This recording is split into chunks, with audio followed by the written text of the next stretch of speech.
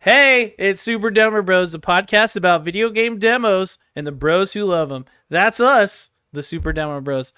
I am Jacob, aka OM Jesus. That is Steve, aka Foxy Steve. How's it going, buddy? Hello. Doing pretty good.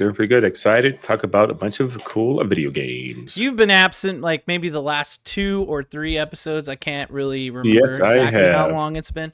So it is a I've pleasure. been dying. It is a pleasure to see you alive and a part of this today. Unfortunately, Woo. the singer bro got a little, hey, he got some teeth done. You know what I'm saying? He's taking care of his oral health. He cannot be here tonight. But lest we forget the last person on my list today, Big Slice Gaming, aka Corey. What up, dude? You're below me, but that means you're holding this up with your big fucking strong muscles. How you doing, buddy? Doing good. Hell yeah. We're playing lots of demos. You know, I will say the fun thing about you as a person, as a content creator, is you're very succinct, you know? You don't say more than you need to say. You really choose your words instead of just ambling on and on like I do. You know, I respect that shit. Yeah, short and sweet is usually how I do it. I mean, I used to teach drums, so trying to keep things short and sweet, especially for kids that you talk for like more than 10 seconds and you lose them. Also, like, you gotta be able to say something really quick in between, like, the beat. Ba-doom, psh. Hey, so, ba-doom, psh. I was going to the store, ba-doom, psh, and I saw this, ba-doom, psh, crazy homeless guy. Well, when you get really good, you can just keep going while talking without missing a beat. There you go. I was just saying how loud they are. Yeah. Yeah.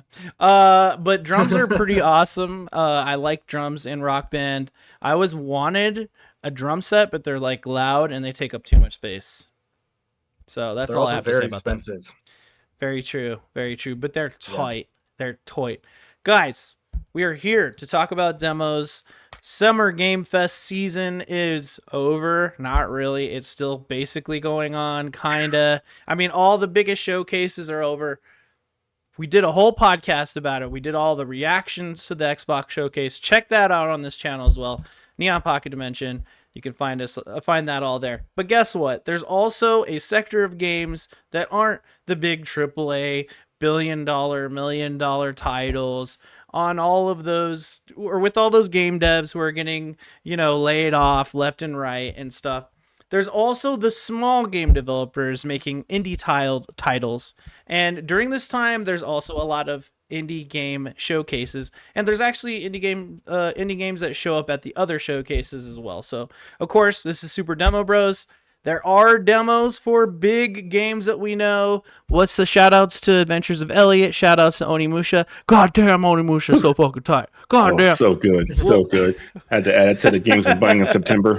That is day one. I was like, if I'm going to buy one game in September, I'm sorry. It has to be Onimusha, but I'm going to have to probably buy them all. But regardless, we typically like to play game demos for indie games, so we're going to talk about that today.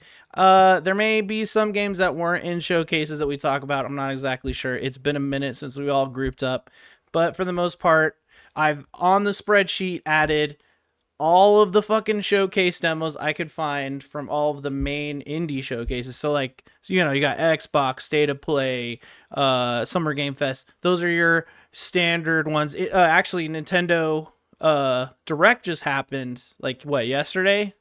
What day is it? Wednesday? Yes. Yeah, that was yesterday. There were indie games on there too. I'm stoked to see that One Piece cooking game from Kairosoft, published by Bandai Namco. Wow, I am really excited for that. There's indie games really cool baked into there, and I don't know exactly how many of those have demos, but of course, taking those aside, let's look at our list here. First off, let's pull up the spreadsheet, because we do that every episode. The great spreadsheet of demos. The Super Demo Bros demo list. I should put Master God Sheet. That's what I should put. The holy spreadsheet. The holy spreadsheet, yeah. Spreadsheet. Here it is. Holy sheet. Holy sheet. Super Demo Bros. Holy sheet. Shaken, not stirred. It's beautiful. I can't even look at it. It's just bright. So white screen flashbang. No, anyway, so here's the glossary of all of the, if you are looking at the sheet yourself, which you can, it's linked in the description below. There's a public copy of it that I update regularly. So if you want to check out our reviews, what games we played, all that stuff, or just have your own, demos to click, you can click that as well. So check that out below. But here's the glossary, which is explained on the public one too. But here's all of the showcases that we've added. We have accessibility, Summer Showcase, Best Indie Voices, Black Voices in Games, or Gaming, Frosty Games. Fuck, I did this really fast when I was doing it. Future Game Show. I was at work. I'm busy. ID at Xbox, Latin American Games, Mix Showcase, Southeast Asian Game Showcase, Summer Game Fest. There were some indies from there. 6-1 Indie Showcase, Steam Next Fest, which is coming up. I don't know if I'm going to be using that as a label, but it's in there. I just wanted to say, fucking next week is Steam Next Fest, guys. Jesus. I'm so not ready. I'm so not ready, man. I'm gonna fucking die. And I missed out on a lot of Next Fest demos I really wanted to play last time, and they were gone. And I was like, I can't let that happen again. So this is why I keep telling you guys, when it's Next Fest week, you should be doing what I'm doing, which is playing as many demos as you possibly can in a week. Oh, that's the plan, brother. Hell yeah. That's the plan. Well, then we could always intersect on the multiplayer ones, because there are a lot that drop as well, by the way. And the last two, Wholesome Direct, women-led games. So just looking at the spreadsheet, they all have different colors. It's beautiful. It's elegant. It's wonderful. 6-1 was kind of a while ago, but I like to factor that into. So it's from this list that we wanted to talk today. Quick analysis, because I like to update the podcast on the spreadsheet where we're at. We have played 251 demos as a group. Congratulations to us. Let's get a round of applause. Woo! All right. That's right. Nice work, guys. Nice work. I'm gonna need those numbers to go up, but hey, 250. I'll settle for it now. We gotta pump those numbers up. We gotta pump those are rookie numbers. As of the hype count, we have 142 A's, 349 B's, and 878 C's, followed closely by 718 D's. So obviously, the games in the middle are the most. Obviously. Out of all of the games, that's cute, doggy.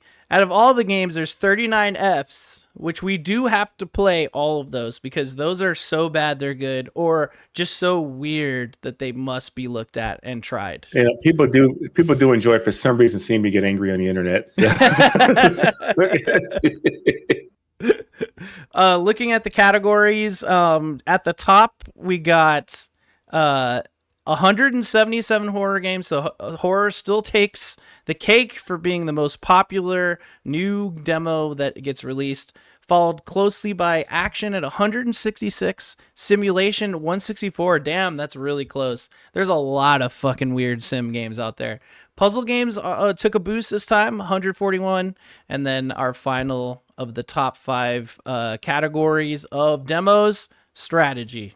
And, that's going to include your tactics, your strategy, not even 4X, like 4X and building games. Those aren't factored in. So that's mostly like strategy, like tactical, and like, games where you click and move a guy one at a time, or tower defense. There's a lot of tower defense. So just want to call that out, little update on the spreadsheet and where we're at today. Always fun to revisit that. And cause I put a lot of work into it, I like to at least give it a little spot. Oh, absolutely. It is incredible. I'm just going to take a look here. Can we get a link to that public list in the chat? Oh, there's a command, actually. It's sheet. Exclamation sheet. Hey, there you go. Yeah. So I was prepping this shit yesterday. Also, if you type exclamation SDB, it shows our playlist on YouTube as well. I'm going to need that in my Twitch as well for later. Yeah, I'll hook you up. I'll hook you up with that exact just copy and paste I'm gonna it into pimp that Nightbot or sheet out whatever. as much as I can. Yeah, because like even if they were to delete everything, I just go in and just copy everything over it. So I'm just constantly like copying the. It's just like an image of our sheet. Just only thing that's missing is the claim, and then that first like D column. That's inside baseball. You guys don't know what that, but they know what it is. You guys know what I'm talking about. Anyway, Yeah. I think I've been bullshitting enough talking about this fucking sheet. I think it's time to get into our first demo of the day. Now, real quick, before we actually get into that, I just do have to say, Foxy Steve, last time we experimented, and we're gonna do it this way again. We're gonna go into round robin method when we're talking about the demos. So at least it's not just spotlighting one guy at a time, and we all have a chance to kind of go around in a circle. So without experimentation, just like college. Yeah. Wait. Different experiments. Wait for it. Where is it? That's hot. There you go. Okay, now. Well, I can't do that now, Carl, so I'll blow my knee out again. All right. So Big Slice, you're gonna kick it off this week because we are gonna still rotate. You have a game that you want to talk about to kick off the conversation. So why don't you go right ahead? Yeah. So the first game that I had was a game called. Wait, which one was first on the list? Hold on. I closed the sheet again. Oh my god. Oh, okay. Swan Song. All right. Yeah. So. Oh, where'd my sheet go? Where's your sheet, dude? There it is. Okay. I had notes, and then I lost them. So Swan Song. I don't even remember how I heard about this one. I just saw it like in the Game Informer list and just pulled it up. But it's basically a music box puzzle game. Mm-hmm. So basically, the whole game takes place inside this music box, and you're kind of guiding a duck, like a little toy duck that bounces across platforms, but based on a rhythm in the music box. So you're essentially, the idea is that you're placing little musical notes onto these 4 colored lines that are associated to a lot of the different platforms inside the music box. So like if you put a note down on like one of the like yellow notes or yellow slots, then on that beat, the platforms associated with the color yellow, it'll be like a yellow platform, will do something on that beat. It'll either rotate or it'll move side by side. So the duck is essentially hopping across each of the platforms on each beat, and you want to make sure that on each beat the duck isn't going to just like jump off the platform. So you can kind of see in the video, I placed a note there's a note on the blue line. So on that beat, the blue platform moves. So you can kind of see how the music actually moves. It gets really complicated. That's too. sick. Dude, this is the like funny thing is this is like almost like a DAW, like a music production software style of a puzzle in a way. You know what I mean? Yeah, that's really interesting. Because you're putting notes. I love on the look of basically. this. Oh yeah, me too. But like, my notes are so bad. I rushed through making these notes. You have a test coming up. This is why I don't even take notes. But I mean, I wrote an article about this, but it was like a week ago, so I don't remember half this stuff. Mm-hmm. Well, I mean, look at it. I mean, so yeah, is it ever a different box? Is it the same box always? No, it's the same box. Every puzzle, it basically closes the box and then reopens it, and it's a new puzzle. Okay. But like every few levels, it's a very narrative focused game. Okay. So like in between, like after like I don't know 4 or 5 puzzles, you open the box and there's something in there. There's like a letter or an item, and it's stuff pertaining to your character's mother and father. So the music box was a gift to I think the music box was a gift to uh, Edith. Okay. But her Let's see. mom Amber was a musician. So she was a classical composer, and a lot of the Ah. and all of the music box songs, like each level, is based on one of her songs. So like each of the things that you find in the box are pertaining to a time period when she was writing that song. So it kind of goes Ah. through the last little bit of her life, um, because you kind of put together that her mom was starting to lose her musical ability because she was going through a ton of cancer treatment. Um, so yeah, Dang. you'll get a tape, and the tape is like the name of one of her songs. But it turns out that this is based on a true story. So Amber was a real person. So a lot of this was based on her music Mm-hmm. and the relationship between Tristan, the father, and Edith, their daughter, and kind of the disconnect that they had through all of this time.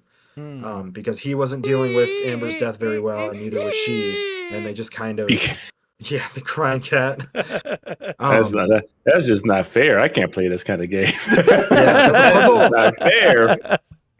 but the puzzle is so, the puzzle mechanics get really deep and complex. I was Mm. stunned a little bit toward the end of the demo. Um, and the demo only plays through like the first three boxes, basically. Um, Okay.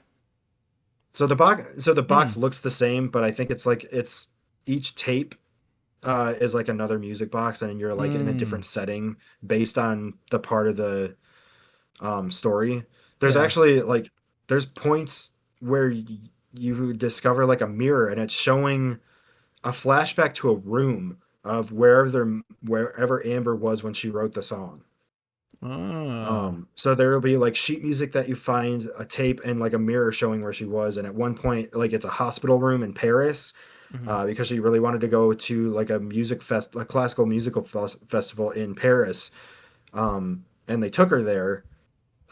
So like you're seeing a hospital room in Paris where like she made it to Paris, but she's still undergoing treatment.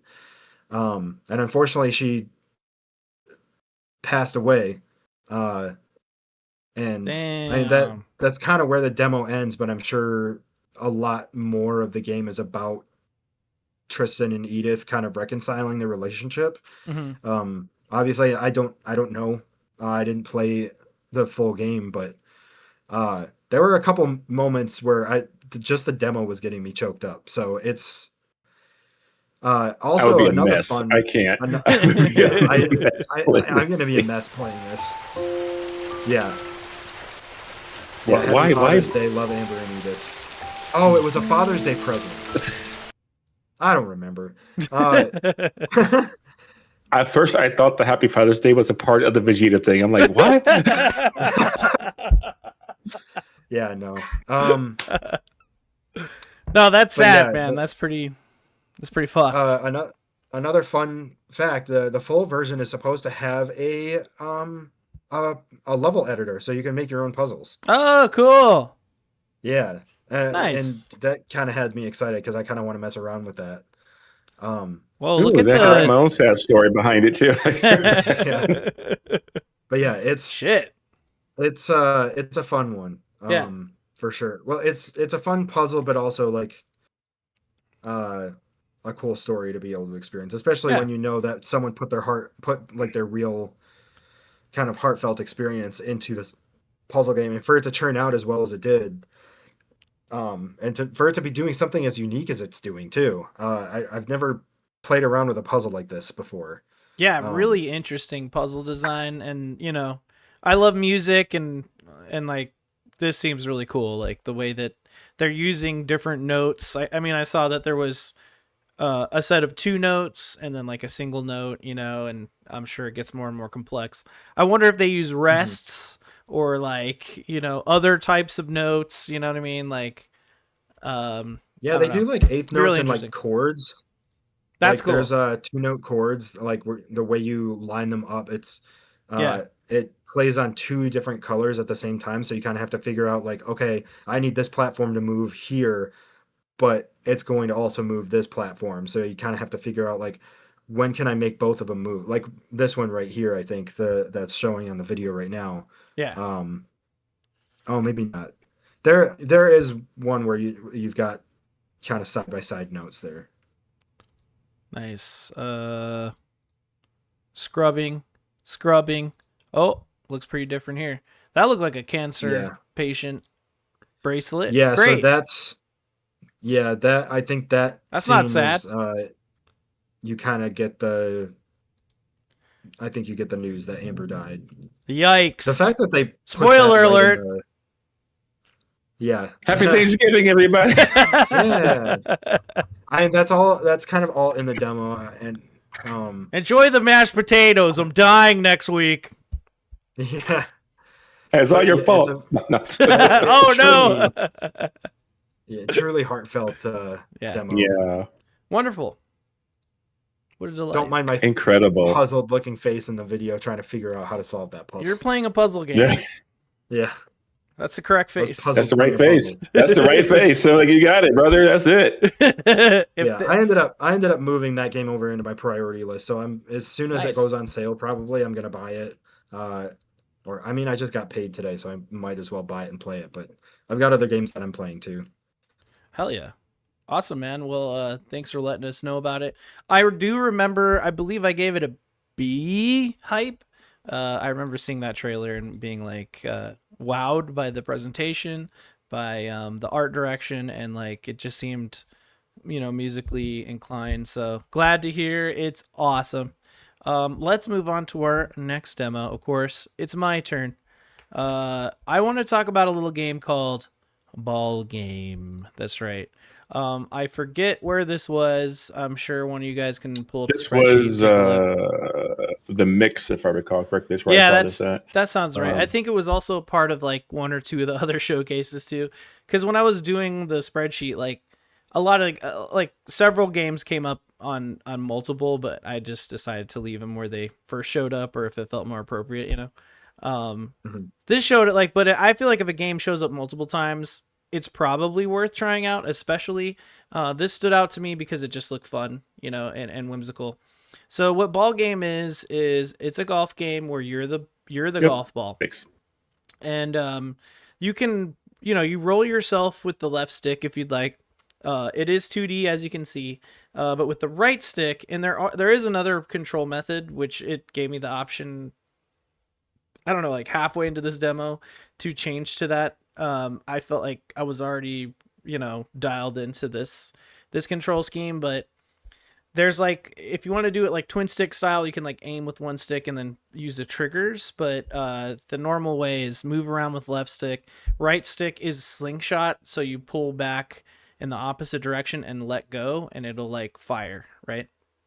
And there's a lot of mechanics here, like with the left stick, while you're holding the right stick, you can go to the left or right to introduce like a curve if you like. As you can see here, if you shoot yourself like at the water, you can skip off of it. There's like a bouncer type of thing, like a gelatin cube man face. I don't really know how else to describe it.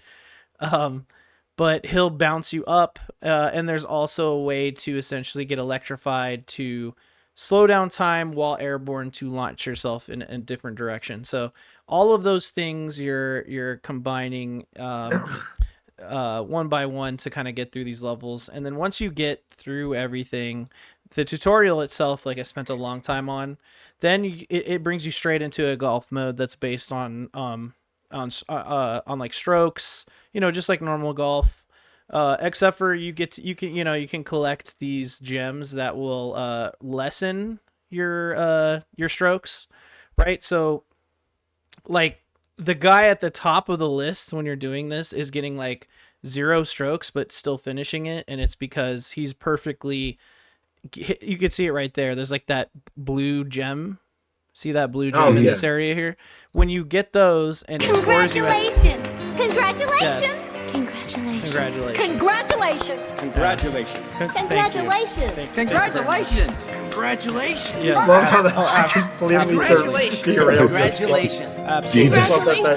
Congratulations. Oh God, how long is this? Thank you. Wow. Thank you, I Mochi just love Squeeze. that completely derailed your thought process. This is why I have Tangia. Thank you, Mochi Squeeze. That's my fiance.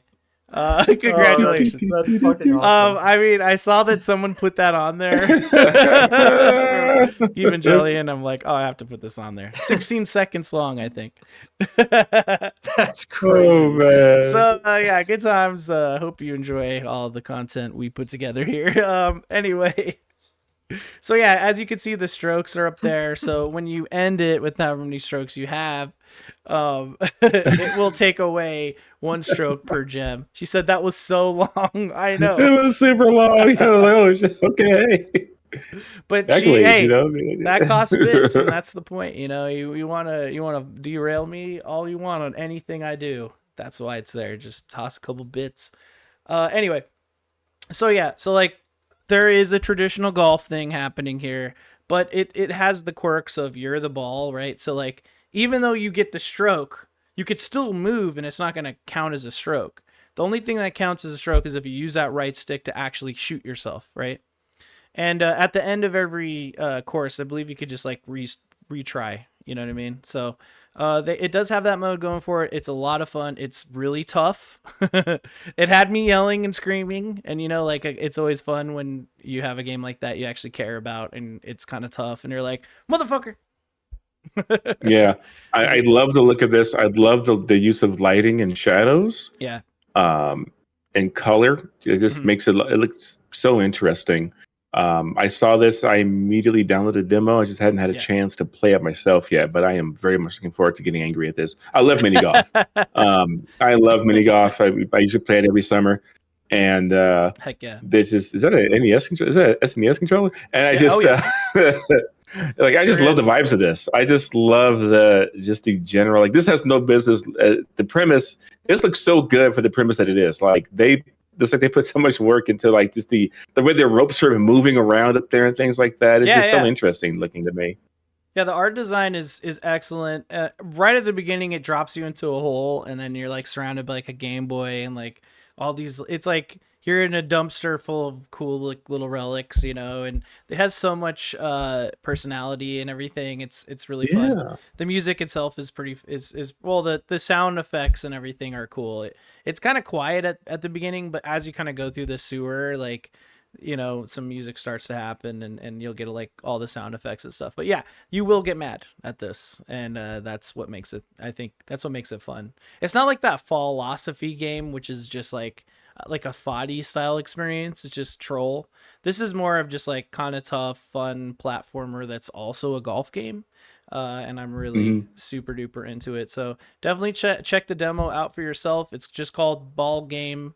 The trailer sold me on it, and I'm glad that it delivered. I think I gave it like an 8 or 9. Let me see. Yeah, I think it's like a 9. I think on your. Yeah, let's see. No. Where is it? Where was this at? The mix. The mix. Which one is it? It a 9. Yeah. Can confirm. Yeah, it's a 9. I said I had so much fun with this damn game. Tough but excellent. That's what I wrote. Those are my notes, Corey. My notes. Okay. Foxy Steve. Finally, you're back on the podcast. That's just how I am. Foxy Steve, you're finally back on the podcast. I need to hear about your first demo. I need to hear about your first demo. I have come back to the podcast, and my first demo is going to be Blocks for Babies. Okay.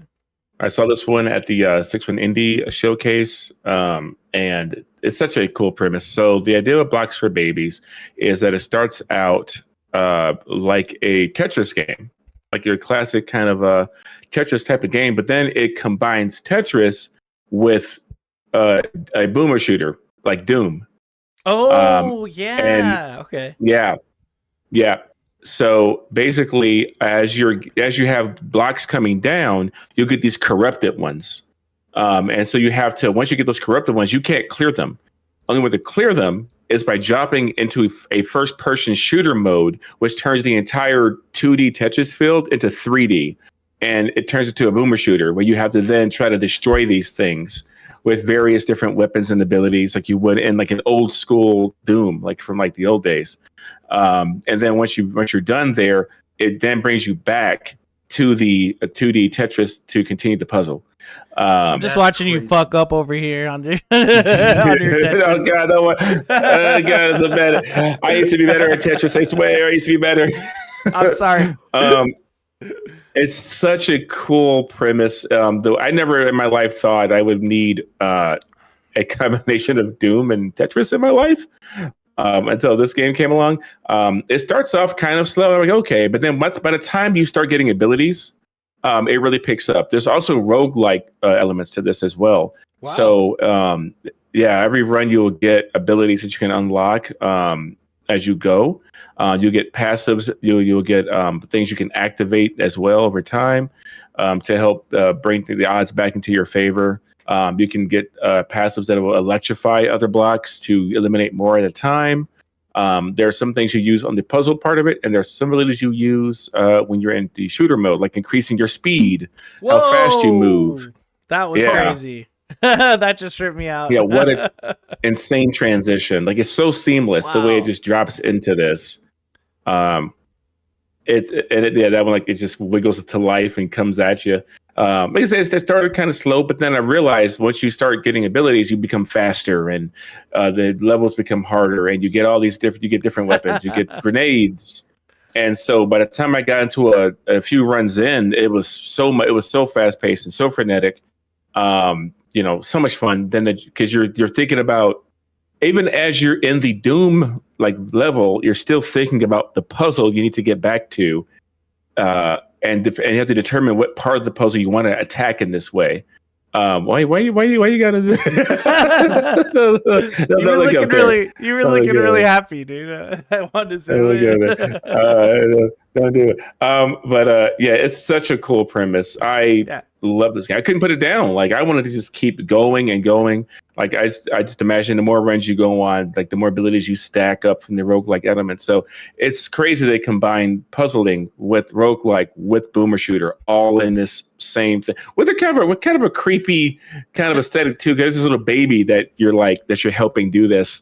There he is. That's that weird little guy. Weird ass little baby. weird little baby. So like if you like scrub a little further in, you'll see like the more like more let's get in there. The frenetic stuff. There we go. This is me getting my ass kicked, and then I go.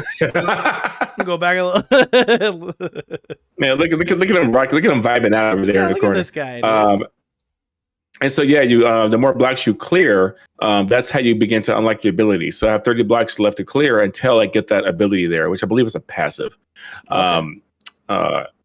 And then you can see some of these like blocks are like red. Those won't clear until I go in to like shoot them. It's incredible. And then once you clear enough blocks, you can then look at this 3 right there in the corner. Once I clear that 3, it'll then let me target. So then once it comes down, so it come down again, and then now I can target blocks to then like they say, let me choose like this quadrant of blocks to get rid of. So now crazy. Brings me right down into there, like seamless. You can pick up ammo from things are like flying at you. There's all these things shooting at you. You gain a double jump eventually and a dash, and it really feels like you're playing Doom. It's so crazy how your brain can switch between the two. Yeah, that's so cool. Like it's such a unique thing. And then like even those blocks with little pictures of bullets on them, you get ammo from clearing those. Oh, nice. So it's just so much that I can't wait to see this through and see like where they take it and how many more things you unlock that changes the battlefield and things like that. On top of just being Tetris in itself is already fun enough if you're into Tetris. And I am into Tetris. And combining that with something like Doom. Just makes for a really fun time. And I just cannot get over how they do this transition It's so cool. And then all the blocks are there. Incredible. That's so cool. Yeah, it's I've never seen anything like this. So yeah, this is it's a must play. I think it's a must play. I mean, I just wish listed it immediately. So you got me. You hooked me. Thank you for your pitch. Hey, That looks really cool. I do remember seeing that. Cool. I do remember seeing that trailer. It was either at 6-1 or the mix. I think it was earlier on, and I thought it looked cool. Then I saw you had claimed it, and I was like, oh hell yeah! I can't wait to hear about this from Steve. So I'm glad you brought that today. Good shit. Remember as well, if you are watching live, check out our spreadsheet. Wait, what is it? Sheet? Check out the spreadsheet for yourself. Find the link to Blocks for Babies by hitting Control F and typing blocks for babies, spaces in between. You'll find it and you can check it out. Or you can just Google it. I don't know. Whatever. Just wanted to at least show off the command one more time. Or link in the description. Watching on YouTube. No, of course. Yeah. What's up, YouTube? Yeah. You know, we know that you're probably watching someone. Whoever watches this stuff online, thank you. We love you. Big Slice Gaming. What's up, dude? It's time for your second demo. What would you like to talk about tonight? Yeah. So the second one I had was Trial Survivors. And I'm not gonna lie, I thought this was gonna be like a one and done, like it's another Vampire Survivors clone, and I'll play through it and that'll be it. But it's fun. It's pretty polished. Nice. It's basically a bullet heaven. You know, you're the one shooting all the bullets at a bunch of different enemies rather than one big enemy shooting a bunch of bullets at you. Mm-hmm. But instead of like vampires, it's you're kind of elemental mages. And the demo only lets you play as two classes, a pyromancer and electromancer. So like fire-based attacks or electric-based attacks. And neither one really is much different than the other one, other than you have like a utility ability, which is basically, or a utility skill, which is basically like a dash that pertains to that pyroman or to the mancer's like power. So like the pyromancer leaves a field of leaves a row of fire, the electromancer kind of outwardly does like a like an area effect of electricity when they dash. That's really the only two differences. A little bit like Vampire Survivors, where each character pretty much plays the same, but they start out with a different ability, and some attributes might be balanced a little bit differently, but otherwise it's pretty much the same character. I love that bounce that the lightning's doing. Yeah, that's pretty tight. There's power-ups where it'll bounce more times too. It's cool. I like how it waves. It's like wiggle, wiggle, wiggle. Yeah. So like when you get like a whole row of enemies like in front of you and shoot that, it just bounces back and forth between the whole row. Sick. Yeah. But it kind of takes a lot from different like survivor likes or roguelites. Mm-hmm. It kind of mixes the vampire, like I said, the Vampire Survivor style gameplay, but it has a little bit of Hades inspired flavor. Okay. So in Hades, you get different boons based on each of like the Greek gods. Mm-hmm. And in this, it's based on constellations. So like Aquarius has like ice and water. There's obviously not as much story in this. They basically just say like one quote that pertains to the constellation, and that's about it. And then they just give you power. You're not building relationships with them or anything, which this isn't Supergiant. It's an indie team. I don't expect like a big extravagant story to go along with this. Mm-hmm. But like the game, it's fun. I didn't want to put it down. The game lets you level all the way up to level 15. But that's a hefty demo. Yeah. I think I put like 2.5 hours into it and still only got to like level 9. So you can put a few hours into this. Can we take a moment and just talk about real quick how demos have gotten like crazy in terms of their depth and length these days? Dude, yeah, a lot of them are pretty meaty. That fucking Adventures of Elliot demo almost took me 3 hours to play through, dude. It's like fucking ridiculous.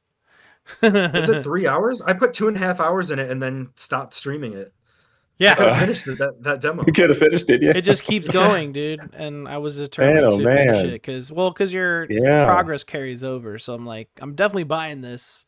I'll just finish it, you know. But I literally like have to stitch together 4 recordings because it was that long. Crazy. But yeah. So I played a little bit of both the Pyromancer and Electromancer, and like I said, they play pretty similarly. The only real difference is at least by default, the only real difference is is the ability you start out with, and your utility skills a little bit different. But you can I mess around with it a little bit later in the demo, but when you go back to your hub, it's just like this one small little like mage like room. But you can there's a little box over in the right corner there that lets you, every time you level up, you can kind of rebalance your character a little bit. Like it gives you like plus 5% fire damage or plus 5% electro damage, and you can add that to any of the mancers. So like if you want to play as a pyromancer but still give them like a bunch of shock chance, you can. Yeah, so like shock chance plus 5%, you can add that to your pyromancer, but it's probably wiser to double up on it with the electromancer and just go ham on electric stuff.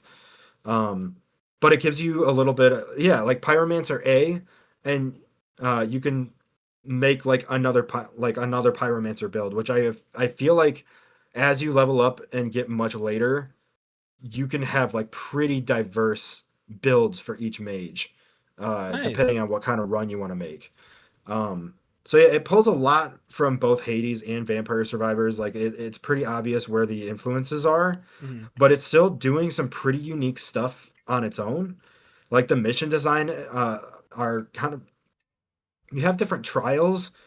So like the first trial is to survive. The second trial, I think, is you have to defeat a certain number of elite enemies. And if you complete the goal, up in the top right corner, there's a bar. That one's just survive until the end of the round.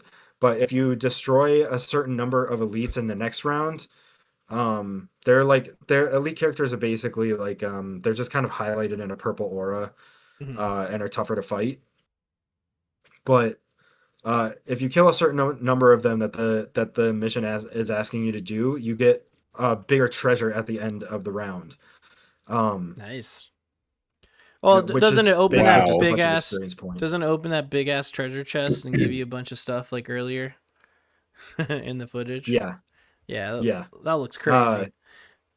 Yeah. So yeah, I just kept wanting to play it. I just bought it. Yeah, I just bought it. You just bought it. I was like, I wish this. I just bought it. I was. It scratches the Vampire Survivors itch. Dude, it looks so good. And I was just wish listed. Then I saw it was like $8. And I was like, oh, I'm buying this. I'm just gonna buy it. Yeah, it looks fun. This is it. Like, I love the look of this. Even the footage that I saw when I was on the Steam page, like even crazier. And I'm just like, this looks okay. Yes, this is $8. Yeah, let's get late Absolutely. into some gameplay here. Something else you can do is, you can change your primary firing ability. Oh, okay. So like if you pick up like another ability throughout the, because you can manually shoot, or you can let it be automatic and the character will just target. But throughout each trial, like as you level up, just like in like Vampire Survivors or whatever, you can get different firing abilities.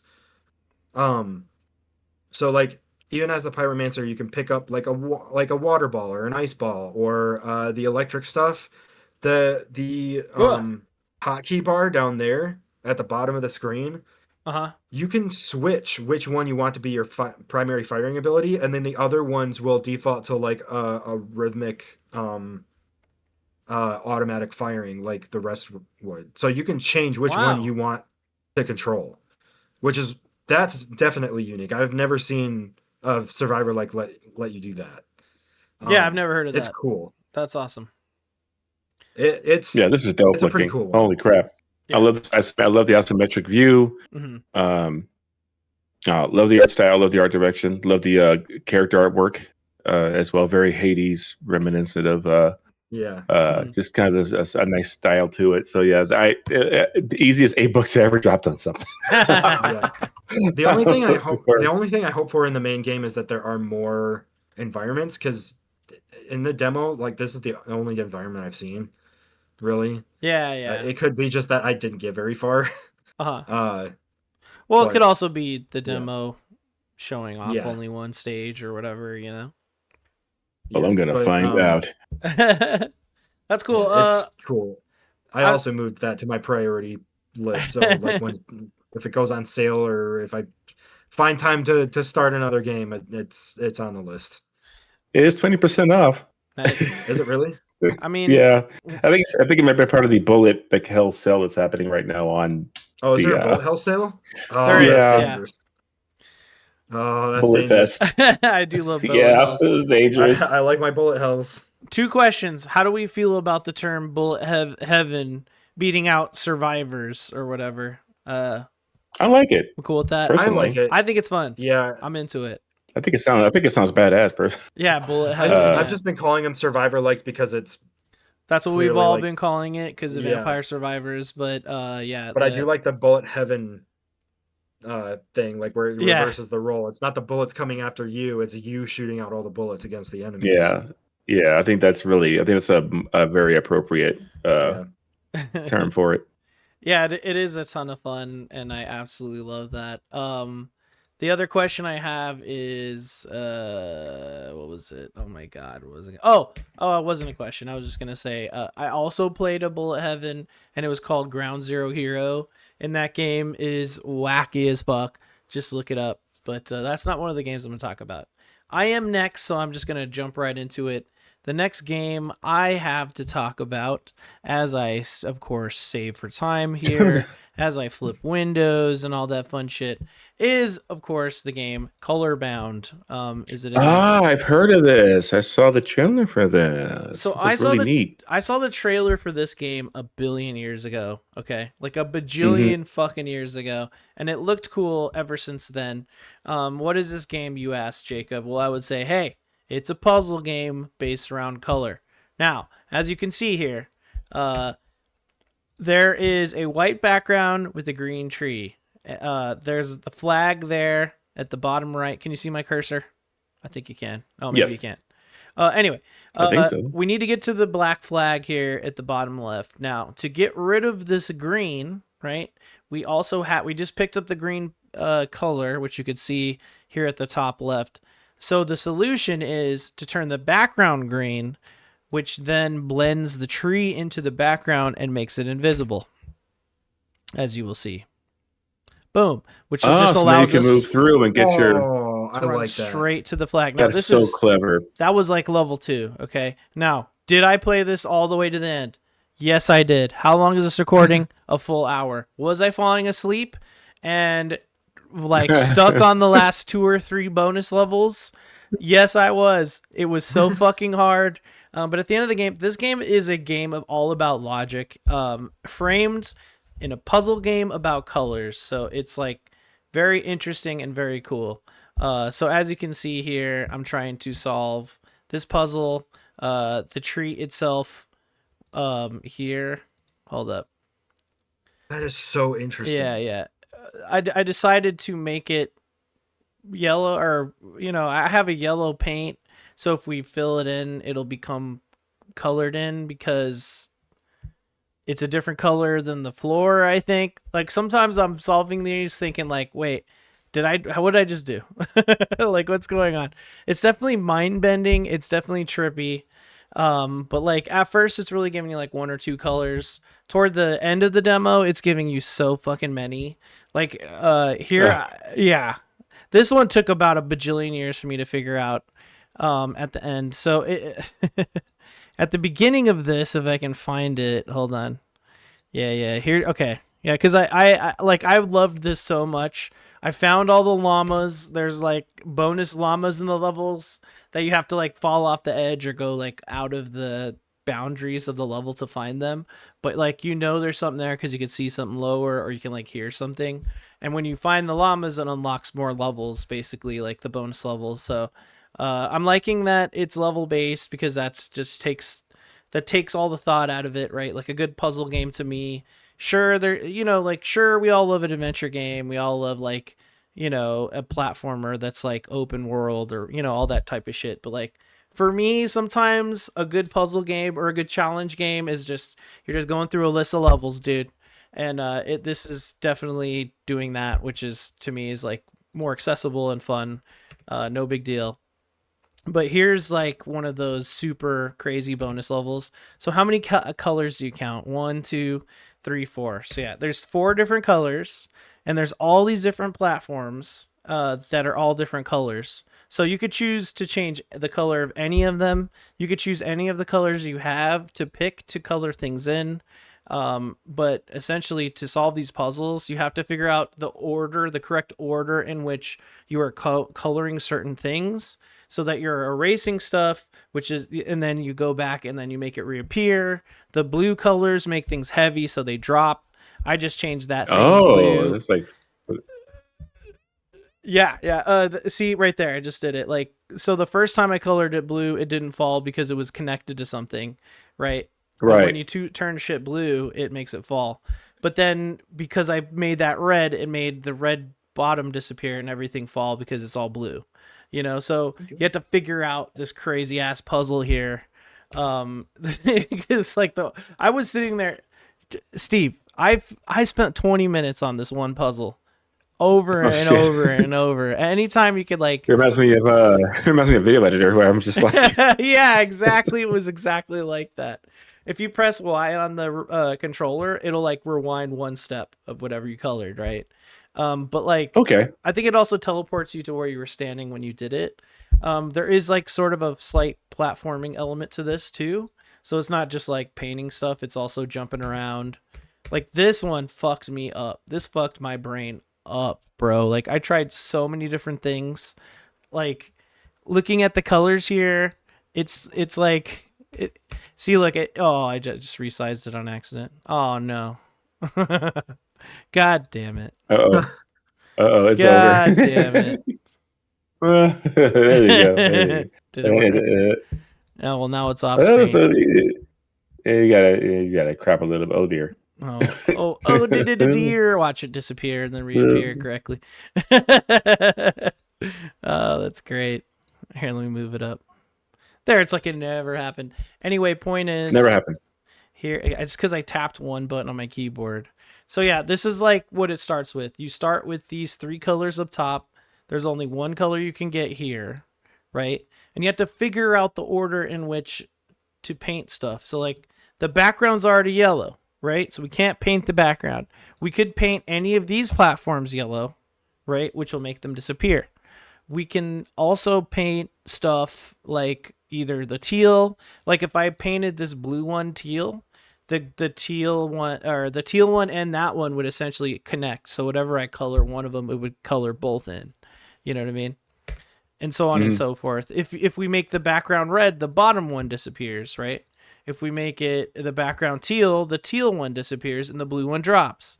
So you're just trying to like figure out what the fuck you're supposed to do, because these are just so difficult. Like these puzzles are just completely insane. And at first, not so bad, right? I mean, like this one took me hella tries too, by the way, because there's that cactus right there. Look at this cactus. If you touch it, you die. So you have to figure out how to like change the cactus, but then also delete. Oh, there, I just solved it. Wow, I just gave it away. That took like 18,000 tries. Anyway, I don't want to give too much away. I mean, this is genius, though. Like that's a fantastic premise. It is really cool and super mind bending. But like I said, I like how it does meld together, like the platforming of it all, as well as coloring things in and changing the background color. As simple as that sounds, just doing like 3 different things, you have the recipe for like really crazy logic puzzles. So yeah, Colorbound, check it out. It's tough as fuck, but it's a lot of fun. That is my second game. And how about you? Hell yeah. How about you? Mr. Uh, Steve? Well, my second game is a game called Grey Tail, which I'm sorry, I don't have to be real. I didn't upload it. But Grey Tail is basically it's like a Zelda like, but it's also combining some other elements in there. You're essentially a detective, a private detective, and you're trying to help this woman who approached you to find, I believe, her mother, who went missing, kind of Amelia Earhart style, in an airplane crash on an island. That was the last place the plane was found. So it's this interesting meld of almost Zelda and Twin Peaks, is what I would call it. Whoa. Where when you're out exploring, it's very Zelda coded, very Link to the Past coded. And then when you're in the town investigating, you're finding these quirky neighbors, these quirky citizens to question, to figure out more of the mystery. Different things happen at different times of day, different dialogue options open up the further you go into it. And then you take all the info back out into the world again to explore more dungeons and things like that. I absolutely am in love with the art style here. It's like a sprite based 3D style, not too dissimilar from Alabaster Dawn type of thing.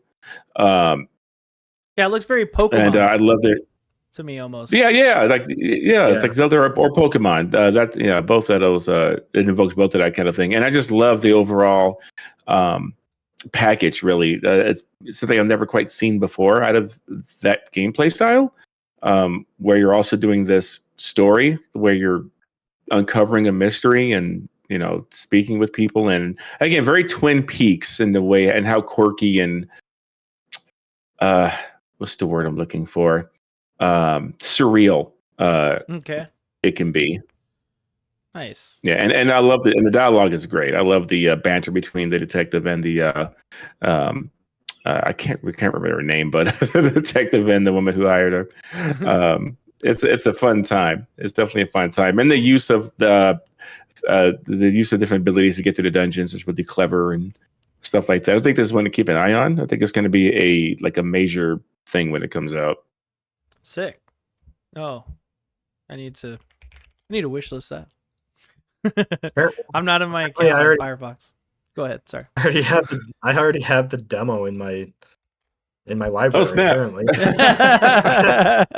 I went to look it up and Awesome. it showed that I have the demo in my library. It's just like, what the hell? When did I add this? Yeah, that's sick. Yeah, it's so cool. It's so cool. I think I played that and Alabaster Dawn back to back. I was like, oh my god, I'm eating. Yeah, you're feasting on greatness right there.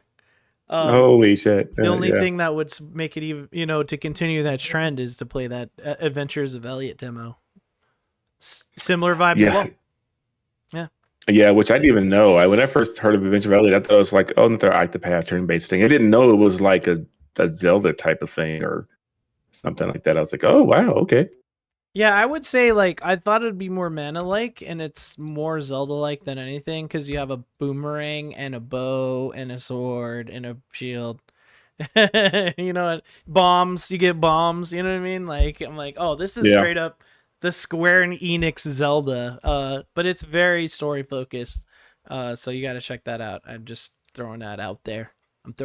This was this was in my quick notes at the end, but I'm not even going to talk about it anymore. I keep talking about it a lot. Any other thoughts on Grey Tail? I mean, it looks cool. I like those combat animations. Look really dope. Combat itself looks pretty cool. Yeah, I mean, I highly recommend trying it for yourself for sure. It also does an interesting thing with keeping track of time. Every time you go out of town and back, time progresses throughout the day.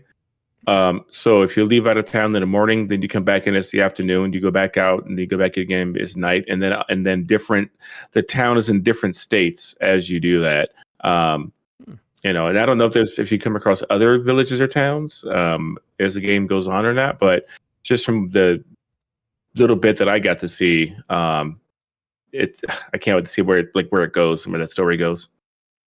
Sick, dude. Awesome. Well, I had to wishlist that. I might have to try that demo too, because because it looks right up my Oh, alley. and great music too. Like really good music too. Just want to Sick. throw that out there.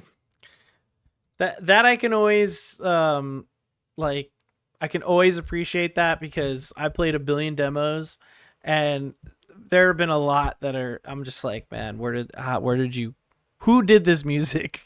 This music is awful. I'm sorry. It happens a lot. Sweet, Big Slice Gaming. Let's hear your last game tonight. Yeah. Yeah, so the last demo that I had was Voidling Bound.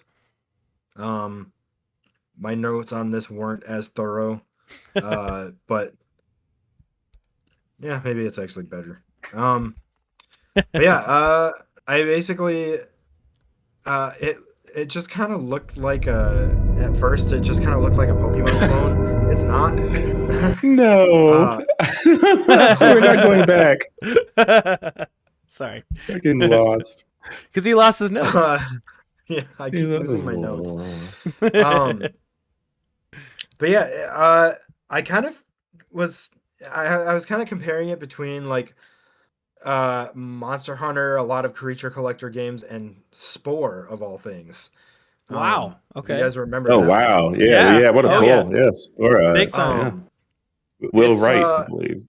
So you hatch creatures from eggs and evolve them with like environmental objects called mutagens.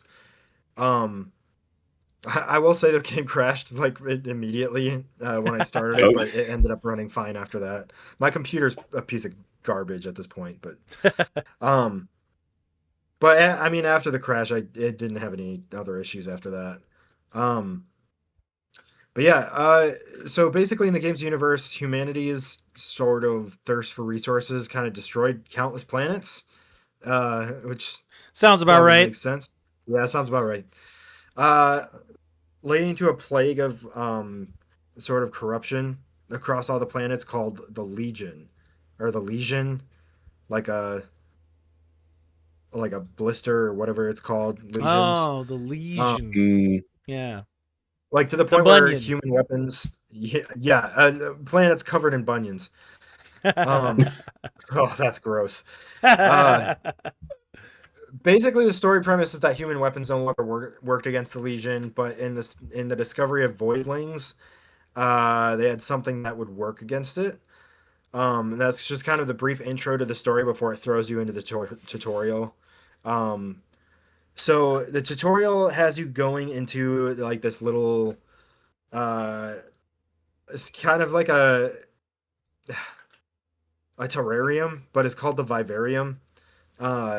Where like a little voidling pup is waiting for you, but it's like the first voidling that you get to. There he is. It's a bird-like creature called a Quippic. I fucking love that thing. Cute. The inspiration from Spore was pretty high.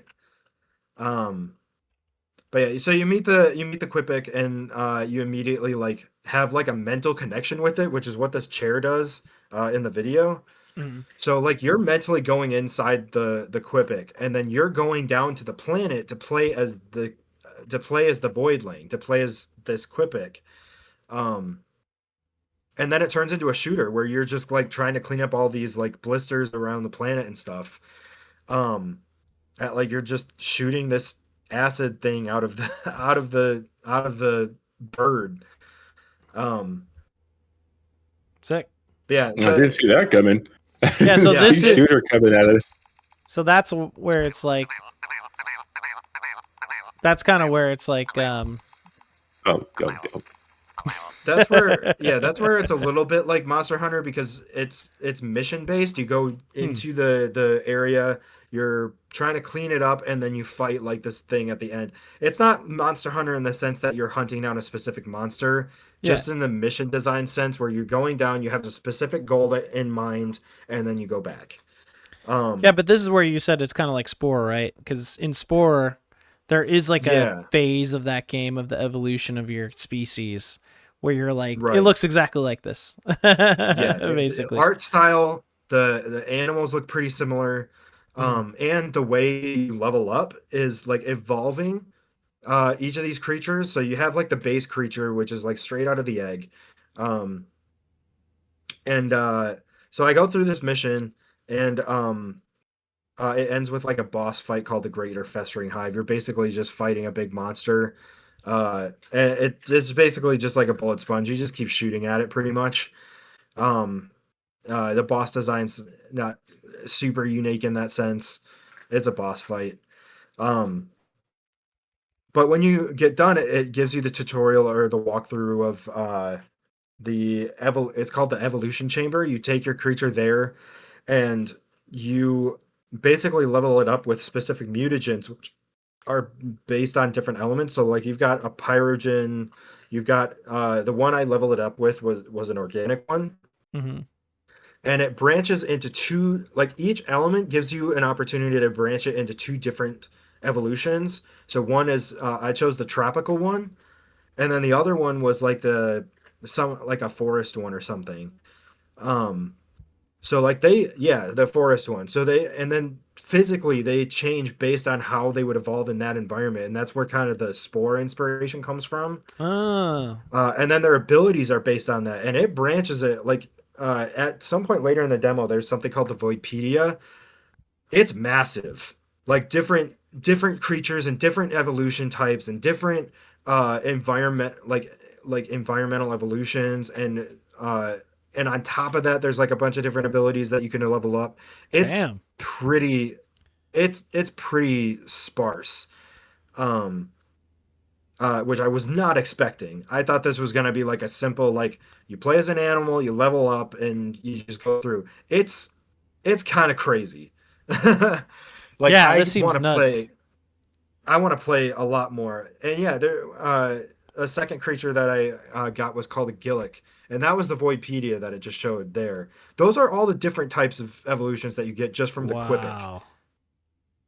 Huh. Yeah, I was wondering if they were doing like any kind of like procedural, like it's kind of like that. I was wondering if they're doing any kind of like procedural like generation to some of these creatures or to their evolutions, kind of like what Spore does. But I think that these seem to be what predetermined, or are they like more like procedural? Whatever you like, mix and match, something new comes out.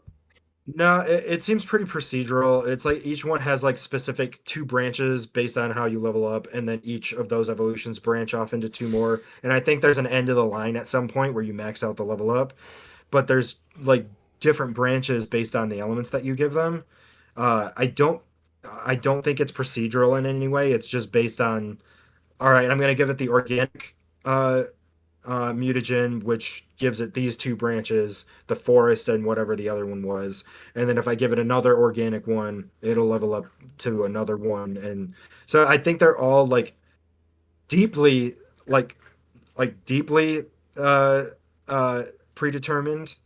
But But there's a lot of it's permutations, though. there's a lot of permutations. That's cool. But it seems all like planned out.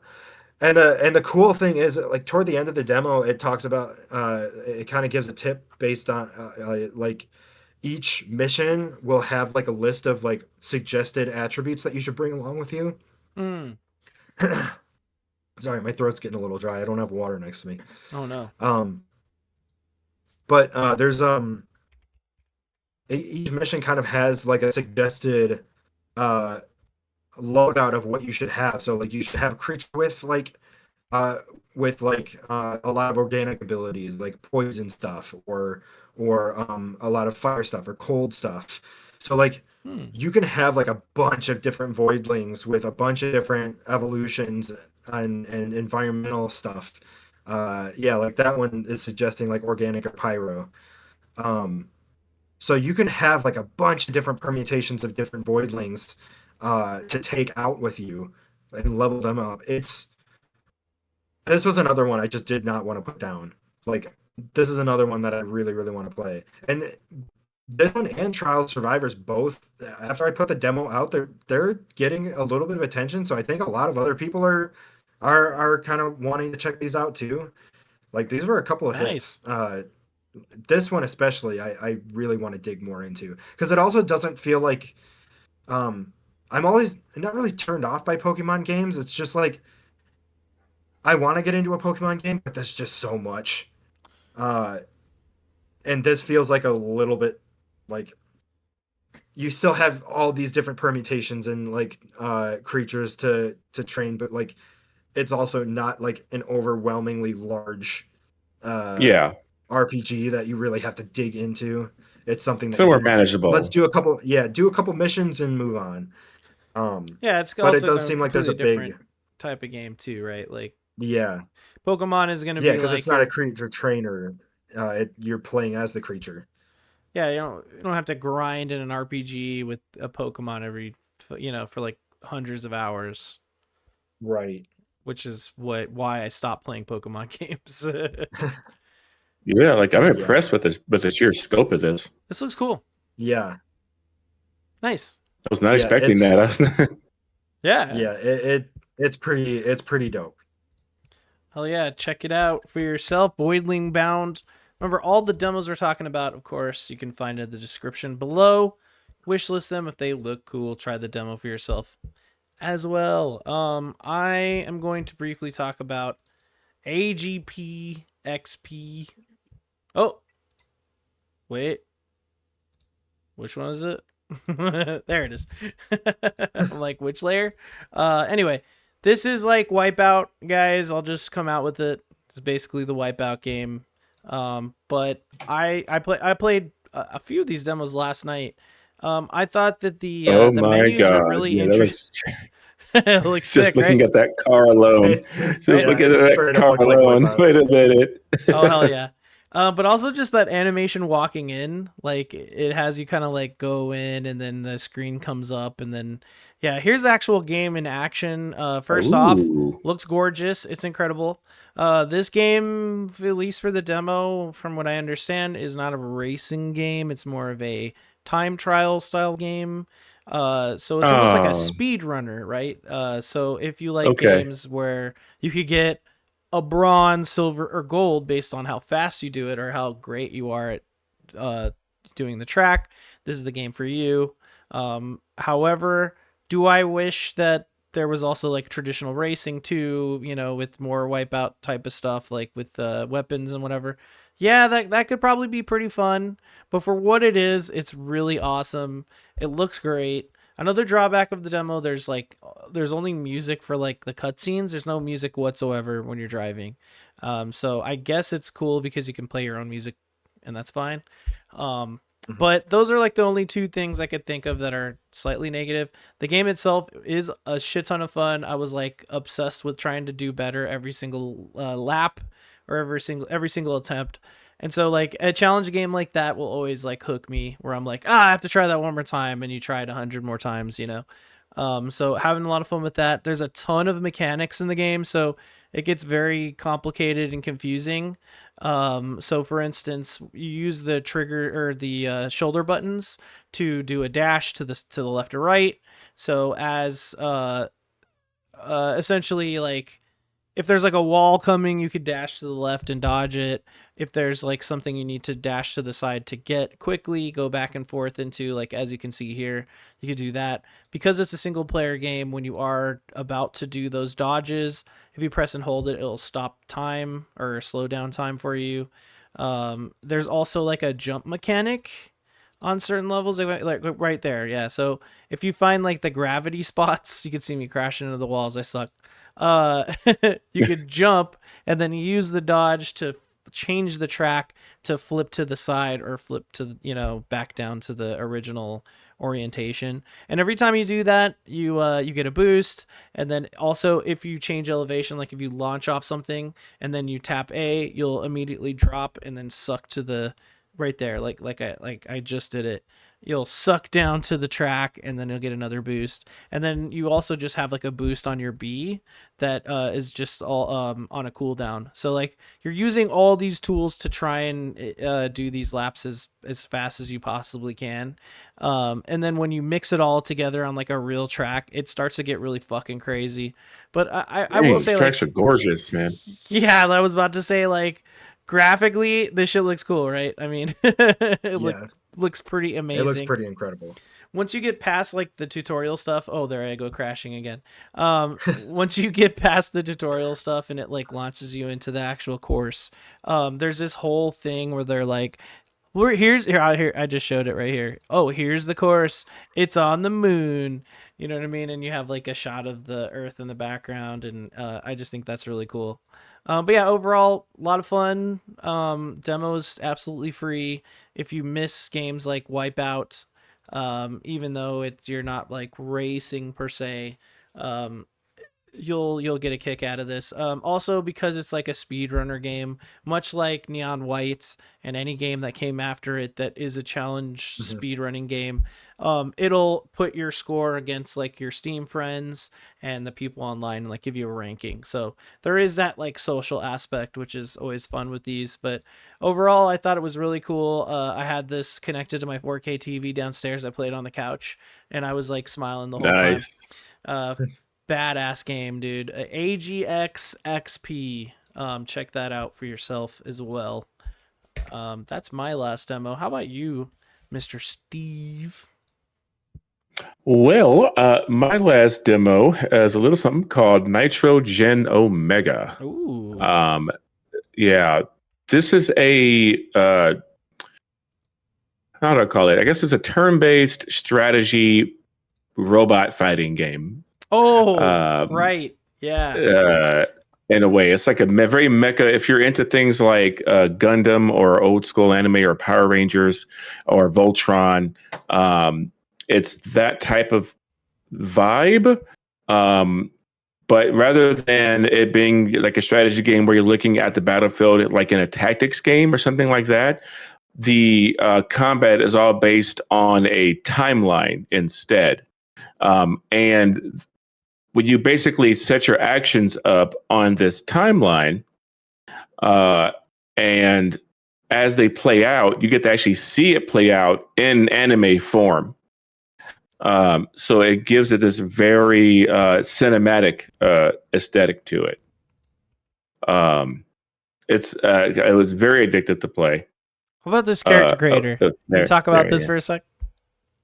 Let me tell you about this character creator. I love me a character creator, and I spend way too much time in a game with it because you can create your own pilot as well, and you can recruit other pilots, and they all have different social aspects. There's an entire social aspect to it, to where people get along better. They unlock more abilities, much like a persona or something else with other social abilities. The more your crew gels with each other outside of combat, the better they perform when there is combat. And so you can go pick up other pilots as well as import your own character as well. Now, this game, it looked like you could, for the demo, you could create your character. It was separate, but I couldn't find a way of actually importing the created character in. But I think that may just be something in the final game. But like getting into the game itself, you kind of freely go around a map and you find various missions to do. And then, as you put these actions on your timeline that each person in the crew can do, then as they play out in order versus what the opponent does, which you aren't exactly sure what they're going to do unless you scan ahead to see what some other stuff could be. It's kind of a educated guessing game as to what moves they're going to make and how you can counter certain things. And your engineer, for example, can I believe it's well, your gunner does your damage as you're targeting. Your operator has various different abilities. Your driver moves you around the battlefield, which you can tell where you are in relation to your enemy by a radar, basically, of what quadrant they're in, and that will determine where your attacks land as well. Some attacks take time to go there. So if I'm firing a missile towards the enemy and they're in the east quadrant on like the radar, then I have to make sure when those missiles land along that timeline that I'm not in that quadrant, or else I get hit by my own missiles. Okay. And vice versa. If they're targeting you and you know they're going to be shooting you, you want to pretty much try to move around. So that way, if you're going to guess, they're probably going to shoot rockets at me. Let me not be in this northern quadrant. Now, they could shift and guess correctly. They should move into a different quadrant and hit you. But there's various different things you can do, like deploy smoke is what I have there for the engineer to do, which will like lower their chances of hitting you. Guard for protection against attacks. And all these things do cost energy, coolant, basically. And so then you can have one of your crewmates basically deploy coolant to then give you some of that abilities back. You have to keep track of your ammo as well. And I just love the vibes of it, the way everything just plays out very cinematically in front of you like this. Just overall, I really love the aesthetic. You can go back to like a base to upgrade, do upgrades, get parts, make repairs. And then, also, when you're outside of combat, like I said, you can have them play like Mahjong together, play arcade games, work out, because sometimes they don't get along. And if the crew doesn't get along, the drama can unfold, which does have its own benefits. If they get upset, they can enter certain modes. If they're either unhappy or stressed out, that can give them certain abilities. They also get abilities on the other side of the coin too, if they are gelling and are friends. So you have to kind of keep track of how everyone's doing, basically emotionally, after every one of your encounters. That's cool. So it's really cool. It's such a cool vibe. It almost gives me Sega Dreamcast era vibes, just from the aesthetic as well, like a Jet Set kind of look to it, but with that like mecha anime twang to it. Like it's such a fun time. And I just love the uniqueness of using a timeline to determine your moves versus a traditional tactical battlefield. Yeah, it looks Kind of so gives fantastic, me like a video, like as like a video editor. It triggers the video editor part of my brain, looking at timelines all the time and seeing what goes where and when. Yeah, for sure. That's so cool, and it's also like just sort of a different take on almost like an RPG or like a strategy type of game, right? Yes. Almost like rhythm in a way too, right? Like, but I think the look and the animation and everything, like it looks like it has so much character. Like going through the resolution phase is always fun to watch because then it's just now you're just watching like an anime for a sec. It's so much fun. Cool. It's so much fun when you have your plan. Like you have your plan, you're planning it out. It's a guessing game with what the enemy's going to do. You're trying to outthink them. So you have everything set, and then when it goes off and it all happens cinematically and it goes the way you want it to, it's like it's so satisfying. Yeah, and I'm a very shiny man. It's okay, man. That just means you're alive. You know, if you were Matt, you'd be like if you were painted Matt, you'd be like a robot. We know you're human. That's true. That's true. I got pores and they're pouring. But yeah, like so the flow of it, like the different phases. It's a good time. It's a fun time. Highly recommend it. Hell yeah. I do need to hold up. Let me go and wishlist this one too. Damn it. I mean, hey, gotta add it. I feel like I'm wishlisting all of these.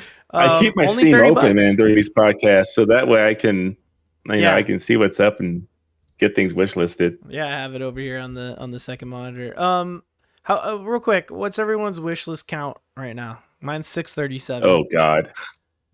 Oh wow. Okay, you have me beat. I'll wishlist anything. What the? Mine is. Sorry. I had to prune some stuff. Mine is 228. I thought I was crazy. Yeah. Jesus. I mean, it's good to know when it's on sale. You get an email. Mine's I forget things real easy. Mine's the same number as a semi-large commercial airplane. Oh my God! Going the sevens.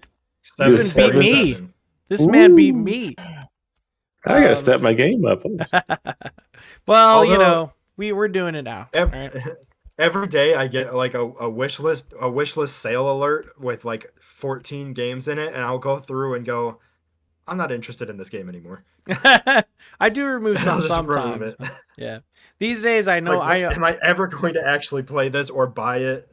Probably not. I still want Dwarf Fortress, but it's never on a good enough sale. It's always like only like it's like $26 or something, and it's only ever on sale for $23.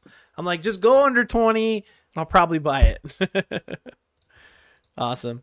I could literally just go to the top of mine and sort by discount and just see what's at the top. That's what I always do. Oh, let's see. Suicide of Rachel Foster is $1.79 right now. Treachery in Beatdown City, $2. There you go. Let's see here. You can sort by what? By like discount. Discount, yeah. What's your top one? My top one right now is Like a Dragon: Infinite Wealth, and then the next closest like indie one is Dune Crawl for Ooh, $9. nice. That's cheap. Then Wait, I'll have El what's Paso. Infinite El Wealth Paso then? elsewhere. It's $16.62, 75% off right that now. can't be the by discount. I see by the percentage. Yeah. No, that's Yeah, actually a really by good the price. percentage. Yeah, Yeah. it's not bad. El Paso elsewhere is currently Ooh. $10. That's Well, that's not bad. Wild Bastards, That's pretty scaffold. $5.24. You know what I'm saying? Wishlist You games know, so that you can see when you can buy them for let's cheap. list them. Keepers on sale. Mouthwashing. Keeper's A lot of really good stuff in here. Mouthwashing is great. Apparently, I do need to check that out. Yep. Screamer got a demo. I'm going to be playing that soon. Play that demo too. Yeah, I know. You know what? Fuck it. I just need to buy Screamer. I'm not going to play no demo for a game I know I need. Guys, this has been a great indie game fucking demo conversation. That's why I love this podcast. Thank you so much for joining me as always. Any last thoughts on the games we talked about? Any quick shout outs, other games that you played that you wanted to say? I already talked about Elliot and Onimusha. They're both good. Yeah, Elliot's pretty good. Any final closing thoughts? Yeah, I'll just toss a fun little one out there. The one that didn't make it on here, we don't know when it will, but Vampire Horde, I believe is what that one was called. Nice. A lot of fun. I like that one a lot. It's that Castlevania kind of one. It's another bullet heaven game with a Castlevania aesthetic where you're actually moving up and down the walls of a castle and you're building it as you go. Yeah, that style looks hella cool. It has very like those crunchy PS1 kind of aesthetics to it. Yeah. I very much recommend checking that one out if you're into bullet heaven, somewhat kind of a unique aesthetic. Very cool game. Yeah, my quick mention, because I ended up putting an hour into the demo, but I couldn't figure it out because I was like lost. But I played it for a while, so I must have enjoyed it. It's called Aero Machina Test Flight. That's the name of the demo, but the game is just like Aero Machina something. I think there's a subtitle. Pretty interesting. Looks exactly like a PlayStation 1 game. Kind of looks like Mega Man Legends, if you will. But you're like this, you have like a little jetpack on your back. And so you could do like a boost, and then you also have these like wings. So if you boost, jump, and then use the wings, you could like fly across really fast. And then you like, have to hit enemies with your like melees and stuff. And I don't know, I was really enjoying it. But not as much as the ones we talked about tonight. So just want to shout that one out. What about you got? Cool. An honorable mention, Corey? I guess for people that like roguelite like city builders, is one called Into the Depths. I'm terrible at city builders, so I did not enjoy my time with it. But I mean, it as far as I can tell, it functions well. It does well what it's supposed to do. But I'm just so terrible at it that I gave up and was like, nope, I'm not interested. But it uses cards. So it's kind of like a deck building, like city builder, where you have certain goals, like capture a certain number of tiles or mine a certain number of ore, and all the while trying to build up and feed citizens and stuff. Mm-hmm. But it's a roguelite, so you're like it's like you're trying to wishlist it. No, I just wishlisted it. Yeah, thank you. So if it's your jam, try it. It is not my jam. I will not be playing it. Although I did request a key for it through Keymailer, so if I get the key, then I'll play it. But otherwise, I'm not interested. Maybe this is the game that you need to learn how to play. There's another roguelite, city builder, town builder, whatever. Also really cool. So anytime I hear that, I'm like must wish list immediately. Good shit. Guys, I want to give you a chance to tell the people where to find you. We'll start at the top. Foxy Steve, why don't you tell them? Well, you can find me over on YouTube at youtube.com/@FoxyStevePlays. And also over on Twitch, twitch.tv/FoxySteve. And Blue Sky at Foxy Steve as well. I'm trying to type it in. It's like really hard with this keyboard. There. How's that? Bam. There you go. There Perfection. Okay, and how about you, Corey? Yeah, you can find me Big Slice Gaming pretty much everywhere. I'm on YouTube, I'm on Facebook, I'm on Twitter, Blue Sky, Twitch, YouTube. I have a Substack. It's just Big Slice Gaming blog. I occasionally write kind of a review or a rundown of a lot of the demos that I play, even the ones that don't really make it onto the podcast. Just as a way to write down my thoughts, so that it's not just random bullet points that I don't see for a week and have no context for anymore. But yeah, I get a little bit more in depth over on the Substack, but I also occasionally write news stories, and I write about my monthly playlists. So that's usually how I figure out my what games I'm going to play and the demos that I end up playing. So yeah, Big Slice Gaming blog or bigslicegaming.substack.com, I think is where you can find it. Sweet. Also, I just want to shout out the fact that Steam Next Fest is next week, so expect all sorts of demo streams from all three of us. I'm at twitch.tv/omjesus. I think I'll be streaming to Neon Pocket Dimension. I don't really know, because like I do my demo videos to my channel, but then Neon Pocket Dimension, I might stream them to Neon Pocket Dimension for the VOD and then split them up and put them on my personal. What do you think? Is that crazy? Am I crazy? 2 channels at once? Anyway, make sure to check out the rest of the shows on this YouTube channel. What's up, YouTube? Thank you for watching. Make sure to check out all of the demos we talked about today. Wish list the games, description below. Playlist is linked down there.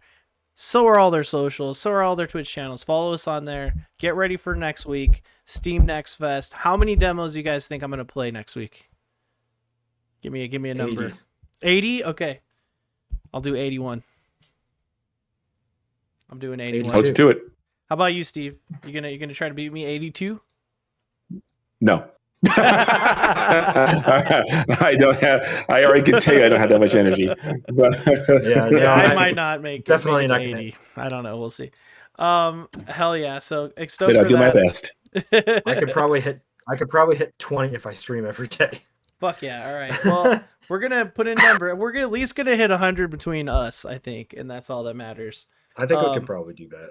Yes, yeah, I think that's doable. I see the Substack link in the chat. That's great. Thank you so much for watching. Thanks so much for being here, guys. Love this project. I think we'll have to do a follow-up episode after Steam Next Fest. So the week after, expect another episode live, twitch.tv/Neon Pocket Dimension. But we love you. Check out your own demos. Check out the spreadsheet if you like spreadsheets. I have nothing else to say, so lead me out, guys. Zim Zam Bam, drink some water.